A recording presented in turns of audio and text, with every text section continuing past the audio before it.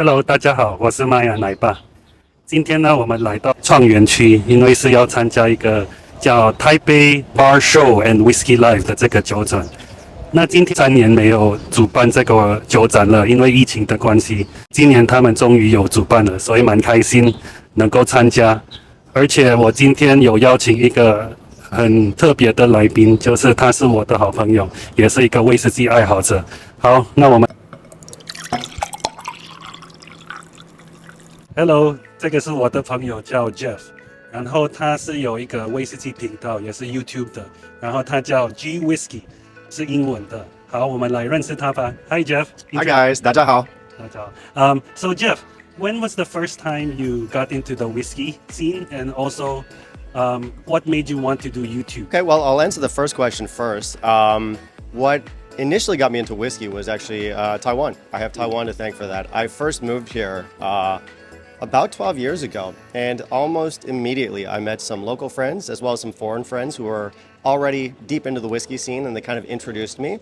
And it just kind of took off from there. When I was back in Canada, prices were extremely high. Taxes are very high back there. So when I came here, I noticed how affordable whiskey was comparatively to the rest of the world. And that's how I started getting into it. So that's how my passion for whiskey started. As for the second question, why did I start my whiskey YouTube channel? That's mainly just because I'd been enjoying whiskey for so long. And it's a passion of mine. It's something that I love sharing with my friends. I love talking about it with the people I enjoy drinking with. But I thought, why don't we just take that to the next level? Why don't I put my experience out there into the world so that other people can maybe learn a thing or two about whiskey and hopefully get into the habit themselves responsibly. So tell me, Geoff, what does Gwhisky have to offer uniquely compared to other whiskey channels out there? So my channel, the approach that I took when I made my channel is I wanted my reviews to be very concise and to the point. A lot of the other whiskey review channels out there, which are fantastic channels, but they do a different style. They tend to do long form, very tangent based, where they kind of go off in several different directions and just kind of have a basic conversation. My conversations are much more planned out, much more structured, and they're much more to the point. So the majority of my videos are going to be around 10 minutes long. What I do is I introduce the whiskey, I'll give you a rating of the bottle, I'll give you the tasting notes, and then I'll give you my final assessment with a score. But all of that's done within 10 minutes. So I try and be sort of just very to the point in terms of style. That's great. I'm actually a fan of this guy too. I'm a fan of this guy. Go check out his channel. Wow, you're already on his channel. Well, tell your friends. With the current rising prices of whiskey, as an experienced and seasoned drinker, what advice can you offer your viewers and my viewers? So this year in 2022, we've seen this huge spike in whiskey prices, unfortunately. And I would say that the best thing you can do is simply be promiscuous.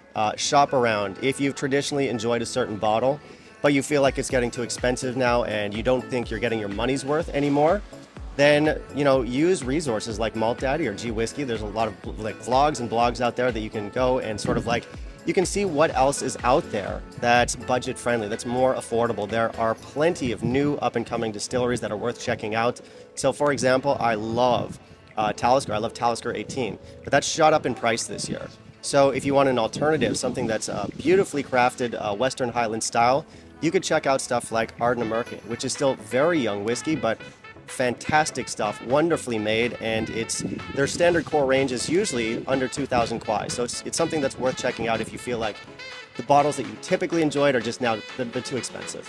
I think that's true for a lot of people now. The prices are it's absurd this year. Yeah. It's absurd. All right, we're going in and check out the wonderful drinks inside. Maybe we can find some good deals. Let's hope. All right, let's go. All right.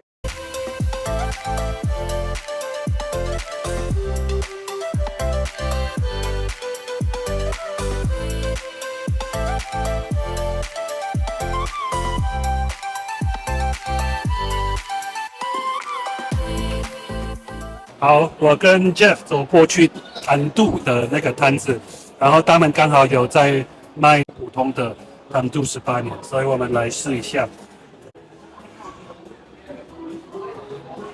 糖度的这个风味就是有巧克力的风味，然后有很香的那种雪莉的风味，就是有干葡萄、柑橘、蜜饯。好，我们来试喝一下这个糖度18年。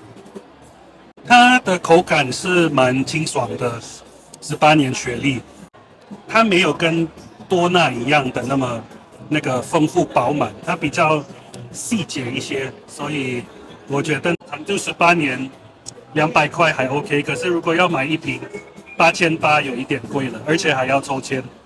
可是它的风格是蛮优雅的，所以不错。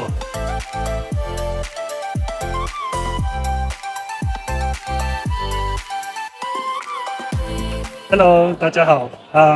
现在我们要分享这个格兰哥尼21年，因为我有一个粉丝，他叫金豆子，他一直强调我要分享这个格兰哥尼21年，所以我邀请一个 whisky expert 一起分享，好不好 ？OK， let's go。Cheers， cheers。So what do you think of Glengoyne 21? I think it's a very delicate whiskey. I think if you're looking for a big sherry bomb, you're not going to find that here. We have a very delicate, slightly sherry forward, but not sherry dominant profile. Yes. We have some nice gentle fruits in here, some nice caramels. It's a lovely whiskey. I'm a fan. Good whiskey， 它真的很棒。如果你要跟格兰多纳21年compare 就不一样，不能 compare， 你跟它 compare 差很多。If you're familiar with the Glengoyne style, you know they don't do sherry bombs. This is very much in keeping with their style, but you have the elegance and the sophistication that comes with that extra 21 years in the cask. So I think it's a lovely whiskey. I think it's very good. What score would you give it, Mr. G Whiskey? So we've been at a whiskey show for a little while, but off the top of my head, I'd probably land somewhere around 88. 88 is a good score. It is. I would give the same. It's not the Glendronach 21 that I thought it would be. It's definitely not the same whiskey. Very elegant, very elegant. Very elegant 哦，很顺，很优雅，很优雅。谢谢大家按赞、订阅跟分享，拜拜。抢先露出的新品，我们会练习的亚马逊好马利亚 finish 全新的版本。那它即将在台湾到货，那我们是让它提早空运来台，在 Whisky Live 现场提供对品的部分。那大家尝试一下牛厚的酒体加上细致的亚马逊桶，会有什么不一样的风味的体验？欢迎大家来摊位上找我们试喝。好，谢谢。